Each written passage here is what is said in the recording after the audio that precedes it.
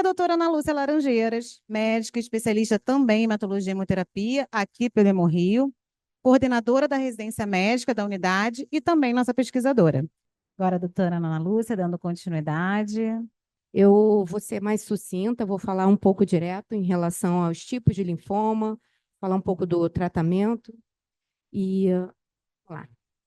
Tipos de linfoma, como o Denis já falou, né? A gente tem dois subtipos importantes, os linfomas de Hodgkin e o linfoma não Hodgkin. Dentro do subtipo de linfoma não Hodgkin, nós temos os linfomas de células B, T e de células NK. Eu trouxe isso aqui porque, na verdade, isso aqui é uma estimativa, né, que é feita pelo Instituto Nacional de Oncologia, que é o INCA, né? Ele promove aí a cada 3 anos e ele mostra, né, ele dá uma estimativa de todos os tipos de câncer. E se a gente for ver, a gente vai falar aqui somente do linfoma não Hodgkin, se a gente for ver em relação a sexo, né? A prevalência de linfoma não Hodgkin no sexo masculino ele está em torno de 7º lugar, né? De todos os tipos de câncer no mundo. E na mulher ele está em 8º lugar. Quando a gente fala do Observatório, né, Global de Câncer, a gente, na verdade, percebe que não tem muita diferença em relação ao linfoma de Hodgkin. Ele está em 10º lugar, né, em relação a todos os tipos de câncer, só que aqui a diferença, ele não fala em relação a sexo, ele fala de uma forma global. Então, se a gente for ver, aqui ele está incluindo né, para homens e mulheres, ele está incluindo o câncer de mama, né, que tem uma prevalência maior nas mulheres, e está incluindo o câncer de próstata nos homens. Vamos falar um pouquinho da epidemiologia. A gente falou... Vou tirar aqui. Como a gente falou dessa estimativa, né, a gente sabe que, em relação aos linfomas de Hodgkin, né, a gente vai ter aí, a cada ano, a gente está falando dessa estimativa de 3 anos, né? Essa estimativa lançada pelo INCA. A gente espera que tenha em torno aí de 3.000 casos novos, né, diagnosticados de linfoma não Hodgkin, levando em consideração aí os últimos 3 anos. Ele tem uma incidência bimodal, né? Ele pega muito adulto jovem, adolescente principalmente, né? E ele tem um outro pico num adulto acima de 65 anos, em torno de 60 a 65 anos. Ele é dividido em 2 grandes tipos, que é o linfoma clássico, né? O linfoma de Hodgkin clássico, que ele tem aí alguns subtipos, e o linfoma de Hodgkin de predomínio linfocitário nodular, que é um linfoma, né, menos predominante. Em relação aos linfomas não Hodgkin, a gente espera aí em torno de 12.000 casos novos, né? A gente está falando de 2024, então a gente espera aí que, né, tenhamos em torno de 12.000 casos novos diagnosticados, com uma incidência em adultos, né, principalmente acima dos 60 anos. E eu coloquei aqui, na verdade, apenas os linfomas mais comuns, né? O Denis bem falou aí, que é o linfoma difuso de grande célula, que ele predomina, e dentro dele a gente tem vários subtipos. A LLC, que é o linfoma linfocítico, né, eles se classificam pela classificação RU, ele tem a mesma classificação, correspondendo aí a 19% dos casos, seguido do folicular, linfoma da zona marginal, linfoma de células do manto e outros tipos de linfoma. Vamos falar um pouquinho de etiologia, né? Quais as causas? O que ele está relacionado? A gente sabe que os linfomas eles não estão relacionados, né, com carga genética em relação a meu pai, o meu irmão tiveram algum tipo de linfoma e eu vou ter. Na verdade, a gente não tem como dar essa explicação, mas a gente sabe que tem alguns fatores ambientais relacionados, fatores genéticos, outros, exposições ocupacionais, principalmente o pessoal que trabalha na agricultura, cabeleireiros, né? Essas pessoas que estão expostas a herbicidas, pesticidas, benzeno. Pode ter relação, principalmente, né, relacionada à infecção. A gente está falando aqui, primeiro, do H. pylori, relacionado é um linfoma relacionado à mucosa, né, gástrica, que é a causa mais comum, que é o linfoma malte. A infecção pelo HTLV, lembrando do linfoma de células T do adulto, o HCV, que pode estar relacionado aí com alguns tipos de linfoma, mas a gente pode falar principalmente aí o linfoma da zona marginal, o herpes vírus tipo 8, que pode estar relacionado aí nos linfomas de Burkitt, e também o Epstein-Barr, que você vai ver aí que, se a gente fizer uma avaliação genômica, né, ele está aí relacionado com vários tipos de linfoma. E não, né, não menos importante, principalmente pensando no advento da infecção pelo vírus HIV. Então, a gente tem vários subtipos de linfoma, principalmente o linfoma difuso de grande célula, o linfoma de Burkitt, né? E outras drogas, vamos falar de drogas anti-TNF, alfa, terapias pós-transplante também pode estar relacionado com aumento, com risco maior de tumor, né? De doenças, não só os linfomas, mas outras doenças. As doenças autoimunes, doença inflamatória intestinal, artrite reumatoide, a síndrome de Sjögren, diversas tireoidites, né? O lúpus eritematoso sistêmico também. E a localização geográfica. A gente sabe que no mundo, né, a região que mais se concentra o número de linfomas é a região asiática. Manifestações clínicas. A gente pode encontrar um paciente, desde o paciente assintomático, isso é muito comum, né? Na verdade, às vezes ele vai fazer um exame de rotina, ou ele é examinado pelo médico que nota, às vezes, um aumento de linfonodo, mas às vezes tem uma pequena alteração no exame, né? No exame laboratorial, e isso chama atenção, e aí começa o diagnóstico, né? Começa a investigação. Esses sintomas, né? Principalmente, né? A gente pensa em linfoma, a gente vai pensar em quê? Em aumento de linfonodo, né? Então, a primeira manifestação que a gente vai pensar é o quê? Aumento de linfonodos, principalmente em cadeia cervical, né? Porque é aquela região ali que está mais exposta, o paciente, né, está vendo, e quem está examinando ele também está vendo. Mas a gente tem que lembrar que tem outras cadeias, né? Cadeia axilar, inguinal, que também são acometidas. Esse paciente pode se apresentar apenas, às vezes, como uma fadiga, né? Não está conseguindo fazer, na verdade, as suas atividades do dia a dia, e ele não entende muito bem, então ele, às vezes, acaba procurando o atendimento e aí descobre que tem, às vezes, uma anemia, então, às vezes, pode estar relacionado somente com uma anemia. E febre, né? Nem sempre o paciente ele vai apresentar febre, tá? Isso é importante, porque essa febre, às vezes, ele diz que se sentiu febril, mas às vezes ele não consegue verificar a temperatura, né? E é uma febre baixa, uma febre intermitente. Às vezes ele passa uma semana, 2 semanas sem febre. E perda ponderal, né? Perda inexplicável. Essa perda, né? Esse emagrecimento, ele é relatado, na verdade, sem relação com alguma outra causa, né? Ah, eu emagreci porque, na verdade, eu estava fazendo alguma dieta, não. É uma perda ponderal que ele vai relatar para você geralmente a gente pergunta nos últimos 6 meses, o quanto você emagreceu? Outro sintoma comum também são os suores noturnos, não aquela sudorese noturna do paciente, né, e aquela sudorese que a gente acha que é de livro, que ele diz, eu tive que trocar minha roupa, né, minha roupa de cama, eu tive que trocar o pijama. Não é essa. Às vezes ele tem suores que ele sabe que aquilo ali não era uma coisa que era normal para ele antes. Ou então esse paciente, ele pode aparecer com alguma infecção, né? Aquele paciente, principalmente paciente idoso que tem infecção de repetição, principalmente infecção de respiratória alta, né? Isso é muito comum, às vezes ele aparecer somente com isso. Um outro sintoma é o prurido. O prurido está muito relacionado com liberação de citocinas, né? Isso é muito comum no linfoma de Hodgkin, tá? E, né, às vezes o paciente ele não consegue perceber, mas o paciente pode se apresentar com visceromegalia. E aí a gente, né, vai cair em várias outras causas. Mas às vezes o paciente ele tem uma visceromegalia importante e ele não percebe.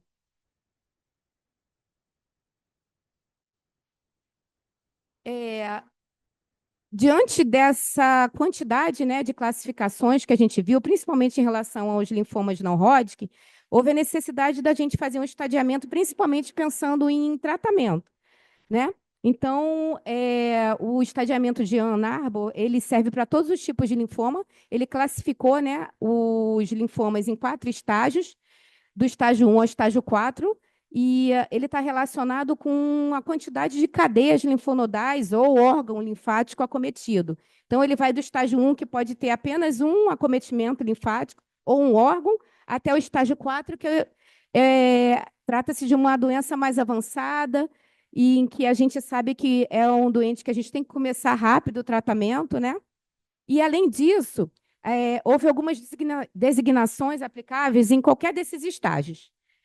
A letra A, correspondendo à ausência de sintomas, né? A letra B são os sintomas que a gente ouve mais comumente, que são febre, suores noturnos, perda de peso maior que 10% do peso corporal. Isso a gente tem que perguntar ao paciente, né, nos últimos meses.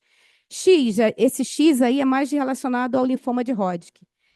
Quando tem doença volumosa maior que 10 centímetros ou uma massa mediastinal maior que 0,33, e relacionado ao envolvimento de um único local extranodal no estágio 1 e o envolvimento extranodal contíguo limitado se a gente estiver falando do estágio 2. Diagnóstico clínico e por imagem. O Denis conversou bastante aí, né, sobre cada um deles, então eu vou falar um pouco rapidamente. Primeiro, a gente tem que pedir um laboratório, é importante, uma avaliação do hemograma. Às vezes, essa avaliação nos traz dados importantes, né? Olhar o hemograma, ver se o paciente tem anemia. Às vezes, alguns linfomas eles abrem com doenças autoimunes, né? Então, pensar em anemia hemolítica, plaquetopenia imune, uma avaliação da função renal, avaliação da função hepática, a solicitação importante, pedir um cálcio e ácido úrico, pensando, né, mais lá na frente em síndrome de lise tumoral, uma LDH, porque você vai avaliar aí o turnover desse linfoma, e um VHS, porque a gente está falando de doenças inflamatórias. Pedir sorologias importantes, sorologia para HIV, sorologia para hepatites, né, hepatite B e hepatite C, pensando principalmente na hepatite B, quando a gente vai mais lá na frente falar de tratamento, né? Ver se esse paciente tem positividade para vírus da hepatite B, né? A gente vai falar mais na frente, e a gente sabe que se ele tiver uma positividade, a gente tem que esperar um pouquinho em relação ao uso de alguns anticorpos monoclonais. Dentro do diagnóstico, a imunofenotipagem por citometria de fluxo, a citometria de fluxo ficou ali embaixo, mas, na verdade, é uma coisa só. A biópsia de linfonodo ou do órgão acometido é importantíssimo, tá? E a avaliação histopatológica e imunistoquímica para a gente classificar, porque, às vezes, o histopatológico sugere uma doença linfoproliferativa, mas ele não descreve qual é o subtipo dessa doença, então é importante a avaliação imunistoquímica. Pedir tomografia, né, para a gente tentar estadiar esse paciente, né, ver quais os locais de acometimento ou ressonância, e o PET scan, que a gente sabe que a gente tem uma dificuldade muito grande de conseguir, mas o PET hoje tira você, né, às vezes evita que você vá fazer uma biópsia de medula nesse paciente, porque é um exame que ele mostra se tem acometimento medular também. Agora eu vou falar um pouquinho de alguns linfomas, e eu trouxe aqui o linfoma de Hodgkin, né? Só para vocês terem uma noção da frequência dele, né? O linfoma de Hodgkin clássico, ele corresponde a 95% dos casos, e o predomínio linfocitário corresponde a 5%. O Denis já tinha falado, né, da presença dessas células de Reed-Steinberg, ou a variante mononuclear, né? A gente tem que pesquisar essa célula. Já havia falado antes sobre a questão da distribuição, né? Ele incide principalmente numa fase de adultos jovens, de 15 a 35 anos, e mais na frente, acima dos 60 a 65 anos. Tem uma prevalência maior em mulheres, né? Hoje a gente já sabe que mudou um pouquinho, né? Até um tempo atrás a prevalência era maior em homens, mas a gente sabe que hoje a prevalência é em mulheres. E dentro da classificação dos linfomas clássicos, a gente tem o esclerose nodular como um subtipo maior, né, correspondendo aí a cerca de 60 a 65% de todos os casos. Esses pacientes se apresentam com linfonodomegalia dolorosa, podem ter aumento de vísceromegalias, baço aumentado, fígado aumentado, Algumas vezes a gente, né, pega um paciente com acometimento mediastinal, com massa mediastinal, e dificilmente eles têm acometimento de medula óssea. E falando de marcador, eles marcam CD30 e CD15. Falando agora dos linfomas não Hodgkin, eu trouxe o linfoma difuso de grandes células porque ele entra como o linfoma, né, que a gente vê aí em maior quantidade, porque ele tem vários subtipos, né? É um linfoma agressivo, apesar dele ser agressivo, ele tem uma alta taxa de resposta, né? Corresponde a 30% dos linfomas nos Estados Unidos e na Europa. Acomete adultos acima, geralmente adultos acima de 60 anos, 65 anos. Tem uma prevalência em homens, né, sobre as mulheres. Normalmente, eles se apresentam como uma doença avançada, na maioria das vezes. Se apresentam como, né, a grande maioria dos linfomas, com linfonodomegalia em região cervical, pode se apresentar como massa, né, como aparecimento de uma massa, principalmente em região cervical, e geralmente eles estão associados a sintomas B, febre, suor noturno, perda de peso. Ele pode ter acometimento de outros sítios, né? A gente pensando nos linfomas, principalmente o linfoma primário de testículo, o linfoma primário de sistema nervoso central e outros locais, tireoide, glândulas salivares, pele, fígado. Então, a gente sabe que ele pode ter acometimento difuso. É uma doença potencialmente curável e a gente tem a marcação desses CDs, que são CDs de célula, principalmente de células B, CD19, CD20, CD22, e estão relacionados com a mutação, né, com uma translocação 1411, 1418, que o Denis falou anteriormente para vocês. O linfoma folicular, diferente do linfoma difuso, ele é um linfoma indolente, que muitas vezes você pode pegar o paciente e não ter pressa de tratar. Né? Essa é uma característica do linfoma indolente, que a gente sabe que ele vai remitir algumas vezes e ele vai recair. Então, a gente primeiro, né, observar o paciente, colher a história é muito importante. E esse linfoma ele corresponde a cerca de 20% de todos os linfomas, presente também em sua maioria nos Estados Unidos, Europa e Ásia, acometendo adultos, né, acima de 60 anos. A gente vê aí que quando a gente falou da maioria dos linfomas, é uma doença do adulto mais idoso, né? Com uma prevalência também de homem entre mulheres. Geralmente, eles estão relacionados a exposições, né? Exposições a pesticidas, herbicidas, paciente que tem história de tabagismo, principalmente tabagismo pesado, as doenças autoimunes também, e eles se apresentam com linfonodomegalia dolorosa, né? Acaba sendo repetitivo, mas linfonodomegalia, esplenomegalia, aumento do fígado, acometimento de medula óssea, muitas vezes, e acometimento também de sangue periférico. Por isso que a gente tem que lembrar que, às vezes, a gente consegue fazer pelo menos uma avaliação de imunofenotipagem do sangue periférico. Ele pode ter acometimento também do trato gastrointestinal, principalmente em envolvimento mesentérico. Se caracteriza muitas vezes como uma doença generalizada, né, com acometimento de medula óssea de 70%, e geralmente eles podem chegar no estágio 1 ou 2. E esses pacientes eles podem se apresentar, às vezes, assintomáticos. Por isso, a importância da gente colher uma história e perceber que esses pacientes, muitas vezes, não precisam ser tratados imediatamente. Esses pacientes também expressam, né, CD. Eles expressam marcadores de células B, CD19, CD20, CD22, e estão relacionados com a translocação 14 e 18. O linfoma do manto é menos frequente, correspondendo aí a cerca de 3 a 10% dos linfomas não Hodgkin, com uma prevalência de homem a mulher, desculpa, ali saiu só homem, né? Também atingindo a população acima de 60 anos, com acometimento de linfonodo, baço, medula óssea. Às vezes a gente tem, né, esse paciente com acometimento de medula óssea e com ou sem acometimento de sangue periférico. Esse paciente ele pode ter acometimento de trato gastrointestinal com alguma infecção, com alguma infiltração que o paciente, na verdade, ele não tenha nenhum sintoma. Pode acometer anel de Waldeyer, pulmão, pleura, pode se apresentar como uma polipose linfomatosa E também eles podem infiltrar sistema nervoso central, tá? Principalmente quando a gente pensar em recaídas. Né, a gente tem uma variante blastoide pleomórfica, a gente tem uma outra variante também, que lembra uma leucemia aguda, e eles expressam marcadores de superfície, marcadores principalmente CD5, CD10, BCL6, tá? Que são marcadores de centro germinativo. E aqui tem algumas alterações específicas, né? Mas nem sempre elas são positivas, que é a presença da ciclina D1 e SOX11. E estão relacionadas à translocação 14, 11 e 14. Por último, eu trouxe o linfoma de Burkitt, só para a gente, como a gente falou dos linfomas indolentes, né?